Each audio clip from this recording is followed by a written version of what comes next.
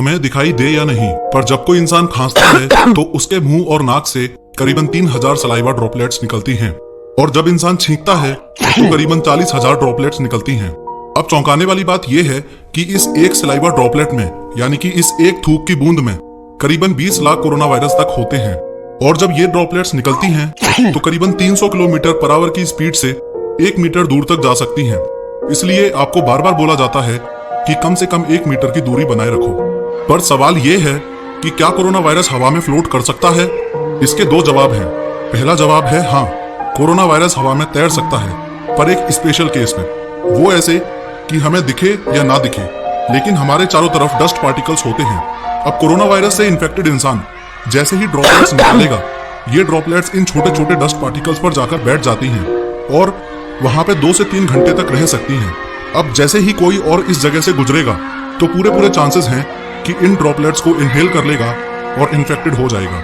क्या corona virus हवा में तैरता है?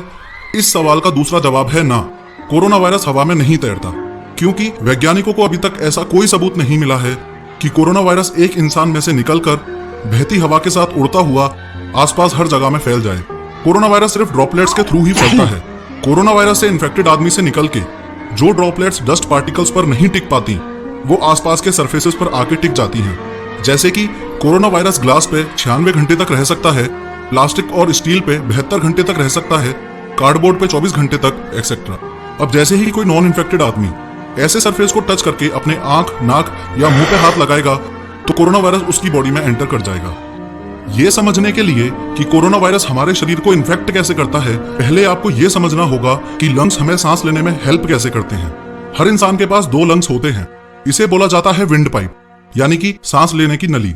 आपके लंग्स तक पहुंचते पहुंचते ये विंड पाइप 2 हिस्सों में, या यूं कह लो कि 2 ट्यूब्स में बढ़ जाता है। इन हिस्सों को बोला जाता है ब्रोंकाई। ये ब्रोंकाई आगे और छोटी छोटी ब्रांचेस में बढ़ जाते हैं, जिसे बोला जाता है ब्रोंक्यूल्स। अब जैसे ही आपने सांस ली, ऑक्सीजन इस विंड पाइप से होती हुई फिर इन 2 ब्रोंकाई से होती हुई इन अनेकों ब्रोंक्यूल्स में पहुंच जाती है। इसके बाद असली खेल शुरू होता है। इन ब्रोंक्यूल्स के भी एंड में, यानी कि इधर होती है एल्वियोलाई। यही है वो जगह जहां पे अपनी बॉडी में ऑक्सीजन और कार्बन डाइऑक्साइड एक्सचेंज होती है। आइए देखते हैं कैसे। जो ऑक्सीजन ब्रोंक्यूल्स में पहुंच चुकी थी, अब वो और आगे बढ़ती हुई एल्वियोलाई में एंटर करेगी। अपने दोनों लंग्स में टोटल 60 करोड़ एल्वियोलाई होती हैं, और ये बहुत ज्यादा फ्लेक्सिबल होती हैं। फ्लेक्सिबल मतलब जब हम सांस लेते हैं तो ये एल्वियोलाई इन्फ्लेट यानी कि फूल जाती है, और जब हम सांस छोड़ते हैं तो ये एल्वियोलाई डिफ्लेट यानी कि सिकुड़ जाती है। सांस अंदर तो इन्फ्लेट, सांस बाहर तो डिफ्लेट। अब होता यह है कि ये एल्वियोलाई पूरी तरह से कैपिलरीज से यानी कि कोशिकाओं से घिरी हुई होती है। ये वो ही कोशिकाएं हैं जिनमें हमारा खून बहता है।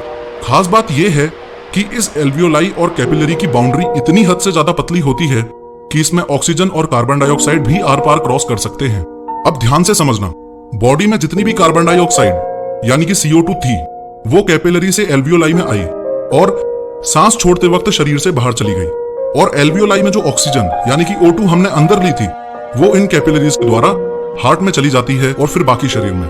CO2 कैपिलरी से एल्वियोलाई में और फिर बाहर, एंड O2 एल्वियोलाई से कैपिलरीज में और फिर शरीर के अंदर। खैर, अब आपने शायद बचपन में पढ़ा होगा कि हमारा पूरा शरीर सेल से ही बनता है, तो अब ऑब्वियस सी बात है कि ये एल्वियोलाई जो हमारे लंग्स की एंडिंग है, वो भी सेल से ही बनी है।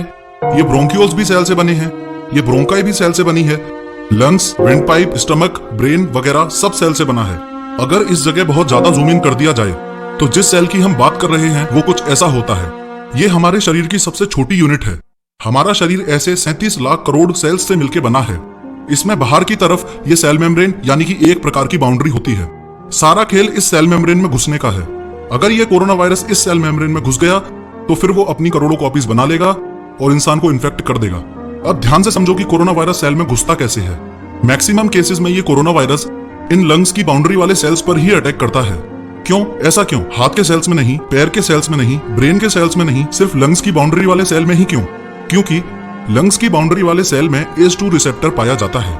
अब जैसे कोरोना वायरस के ऊपर ये कांटे लगे हुए होते हैं, वैसे ही लंग्स की बाउंड्री वाले सेल्स के ऊपर भी कांटे लगे हुए होते हैं। कोरोना वायरस वाले कांटों को स्पाइक प्रोटीन बोला जाता है और सेल्स के ऊपर लगे कांटों को ACE2 रिसेप्टर बोला जाता है। इसको आप ऐसे समझ सकते हो कि ये कोरोना वायरस पे जो स्पाइक प्रोटीन है वो चाबी है, और सेल पर जो ACE2 रिसेप्टर है वो ताला है। यही कारण है कि कोरोना वायरस हाथ के सेल्स में नहीं, पैर के सेल्स में नहीं, ब्रेन के सेल्स में नहीं, सिर्फ लंग्स की बाउंड्री वाले सेल्स पर ही अटैक करता है, क्योंकि हाथ, पैर, ब्रेन के सेल्स में ACE2 रिसेप्टर नहीं पाया जाता। और जो इस कोरोना वायरस की चाबी का सही ताला है वो लंग्स के सेल पे ही है। ध्यान में रखने वाली बात यह है कि यह सेल मेम्ब्रेन सेमी परमिएबल होती है। इसका मतलब सेल के आसपास प्रेजेंट सभी चीजें सेल के अंदर एंटर नहीं कर सकती, पर कोई कोई कर सकती हैं। जैसे न्यूट्रिएंट सेल के बाहर से अंदर जा सकते हैं और सेल के अंदर जो वेस्ट मटेरियल होगा वो बाहर जा सकता है। अब जैसे ही सेल के ACE2 रिसेप्टर पर यह कोरोना वायरस जाके लॉक हो जाता है, वैसे ही सेल को लगता है ये फ्रेंडली चीज है और सेल एंट्री अलाउड कर देता है। बस यहीं से तबाही शुरू। अब कोरोना वायरस अपना RNA डायरेक्टली सेल के अंदर ट्रांसफर कर देगा और पूरे सेल को हाईजैक कर लेगा। आसान भाषा में कहूं तो कोरोना वायरस सेल को बोलेगा कि जो भी काम तू कर रहा था वो बंद कर और जो काम मैं बताता हूं वो कर, मेरी कॉपीज बना। ये जो कोरोना वायरस का RNA है, इसके जीनोमिक कोड्स के अंदर कॉपीज बनाने की इंस्ट्रक्शंस होती हैं। अब कुछ ही दिनों में हमारा बॉडी सेल कोरोना वायरस की लाखों करोड़ों कॉपीज बना देगा और कम स्पेस होने की वजह से प्लस दूसरे कारणों की वजह से खुद डिस्ट्रॉय हो जाएगा। अब मान लीजिए कोरोना वायरस इंसान की बॉडी में 1 तारीख को एंटर किया, तो सबसे पहली बार इन्फेक्शन फैलाने में, या यूं कह लो कि ये सबसे पहला सेल डिस्ट्रॉय होकर कोरोना वायरस की करोड़ों कॉपीज बनने में 2 से 10 दिन तक लग सकते हैं। इसी समय को इंक्यूबेशन पीरियड बोलते हैं। यही सबसे बड़ा कारण है कि कोरोना वायरस इतनी तेजी से पूरी दुनिया में फैल रहा है। यानी कि ऐसा बिल्कुल हो सकता है कि आपके सामने खड़े इंसान की बॉडी में कोरोना वायरस ऑलरेडी प्रेजेंट है, लेकिन क्योंकि अभी वो बुखार या और सिम्टम्स शो नहीं कर रहा, या यूं कह लो कि वो अभी इंक्यूबेशन पीरियड में है, तो आपको लग रहा है कि सामने वाला इंसान कोरोना वायरस से इन्फेक्टेड नहीं है और आप 1 मीटर की दूरी बनाए बिना ही उससे इंटरेक्ट कर रहे हो। अब जैसे ही ये सेल ब्लास्ट होगा और लाखों कोरोना वायरस और जन्म लेंगे, तो हमारा इन्नेट इम्यून सिस्टम एक्टिवेट हो जाएगा। वो इन सभी कोरोना वायरस को मारने में लग जाएगा। याद रहे कि आपको कोविड-19 में बुखार भी इसलिए होता है क्योंकि आपका इम्यून सिस्टम कोरोना वायरस से लड़ रहा है और लड़ते लड़ते वो हॉस्टाइल एनवायरनमेंट क्रिएट कर देता है, जैसे कि बॉडी का टेम्परेचर बढ़ा देना ताकि वायरस मर जाए, एक्सेट्रा। अब जो यंग लोग कोरोना वायरस से रिकवर कर रहे हैं, उसके पीछे की साइंस समझते हैं। जब ये कोरोना वायरस और इम्यून सिस्टम की लड़ाई हो रही होती है, उस टाइम हमारा एडवांस्ड इम्यून सिस्टम एक्टिवेट हो जाता है, जिसे एडेप्टिव इम्यून सिस्टम भी बोलते हैं। वो फिर फटाफट से एंटीबॉडीज रिलीज करना शुरू कर देता है। ये एंटीबॉडीज कोरोना वायरस के स्पाइक प्रोटीन्स पर जाके कनेक्ट हो जाती हैं। अब कोरोना वायरस फंस गया क्योंकि हमारे इम्यून सिस्टम ने उसकी सभी चाबियों पे गलत ताला कनेक्ट कर दिया। इससे कोरोना वायरस सेल के ACE2 रिसेप्टर पर कनेक्ट नहीं हो पाएगा और सेल के अंदर एंटर करके अपनी और कॉपीज नहीं बना पाएगा। चलो वो सब तो ठीक है, पर ये जो इतने सारे कोरोना वायरस ऑलरेडी बन चुके हैं, इनका क्या होगा? इनका ये होगा कि जैसे ही इन पे एंटीबॉडीज कनेक्ट होंगी तो हमारे मैक्रोफेजेस एक्टिवेट हो जाएंगे। मैक्रोफेजेस एक प्रकार के व्हाइट ब्लड सेल्स हैं जो इम्यून सिस्टम का पार्ट है। मैक्रोफेजेस वहां जाएंगे जहां एंटीबॉडीज होंगी और एंटीबॉडीज के साथ कोरोना वायरस को भी इंसर्ट कर लेंगे। खास बात यह है कि ये एंटीबॉडी सिर्फ एक कोरोना वायरस से नहीं, बल्कि एक से ज्यादा कोरोना वायरस से कनेक्ट हो सकती हैं, जिससे मैक्रोफेजेस कोरोना वायरस को बल्क में खा पाएंगे। अब आपके मन में यह सवाल होगा कि जब हमारा एडेप्टिव इम्यून सिस्टम ऐसी एंटीबॉडीज बनाकर कोरोना वायरस की चाबियों पे कनेक्ट कर सकता था, तो उसने एकदम शुरुआत में सबसे पहले वाले कोरोना वायरस पे ही कनेक्ट क्यों नहीं कर दी? वो इसलिए क्योंकि इन एंटीबॉडीज को बनाने में टाइम लगता है। जो हमारा एडवांस्ड इम्यून सिस्टम है, वो पहले इस कोरोना वायरस के स्पाइक प्रोटीन को समझता है, उसके बाद उसी हिसाब से एंटीबॉडीज बनाता है। कोरोना वायरस का फेटलिटी रेट एल्डरली लोगों में ज्यादा है और यंगर लोगों में कम। ऐसा इसलिए है क्योंकि एल्डरली लोगों का इम्यून सिस्टम कमजोर होता है। लेकिन इम्यून सिस्टम कमजोर होने का मतलब क्या? इम्यून सिस्टम कमजोर होने का मतलब यह है कि बड़े बूढ़े लोगों में ये एंटीबॉडीज उतनी मात्रा में नहीं बन पाती जितनी जरूरत है।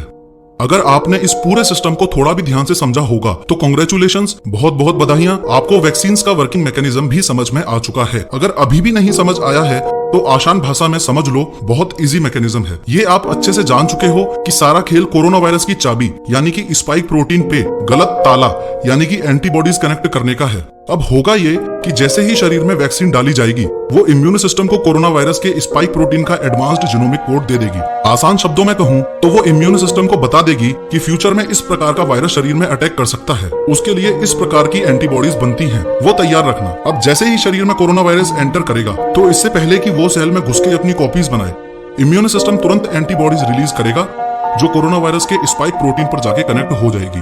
कोरोना वायरस होने से हमें बुखार क्यों होता है वो तो समझ में आ गया, लेकिन कोरोना वायरस होने से ब्रीदिंग में प्रॉब्लम क्यों होती है ये अभी तक समझ नहीं आया। आपको याद है मैंने बताया था कि कोरोना वायरस सेल को हाईजैक करके जब अपनी बहुत सारी कॉपीज बना लेता है तो सेल एक लिमिट के बाद डिस्ट्रॉय हो जाता है। ऐसे ही लाखों सेल्स डिस्ट्रॉय होने से प्लस इम्यून सिस्टम और कोरोना वायरस की लड़ाई से अपने फेफड़ों में पस इकट्ठा हो जाता है। ये पस एल्वियोलाई में इकट्ठा होता है। अब जैसा आपने देखा कि एल्वियोलाई ही अपने शरीर में एकमात्र ऐसी जगह है जहां कार्बन डाइऑक्साइड कैपिलरीज से एल्वियोलाई में आके बाहर जाती है और ऑक्सीजन एल्वियोलाई से कैपिलरीज में आके हार्ट के अंदर जाती है। लेकिन अगर बीच में पस आ जाएगा तो ऑक्सीजन और कार्बन डाइऑक्साइड एक्सचेंज नहीं होगी, इसलिए सांस फूलती है और कई केसेस में इंसान दम भी तोड़ देता है। जो हमारे सलाइवा की ड्रॉपलेट है इसका 98% कंपोजिशन वाटर ही है, यानी कि ये लगभग पानी से ही बनी होती है। कोरोना वायरस अगर पानी से मरता होता तो सलाइवा में ही मर जाता, लेकिन ऐसा नहीं है। सिर्फ पानी से हाथ धो लेने से कोरोना वायरस नहीं हटेगा। सैनिटाइजर कोरोना वायरस की इस आउटर लेयर को डिस्ट्रॉय कर देता है। 3D एनिमेशन के द्वारा किसी भी टॉपिक को समझाना बहुत आसान हो जाता है। इसी professor of how YouTube channel पर 3D एनिमेशन की मदद से दूसरी वीडियोस में ये भी सीखो कि फास्टैग कैसे काम करता है और उसके पीछे की टेक्नोलॉजी क्या है। पुलवामा अटैक की साजिश कैसे हुई,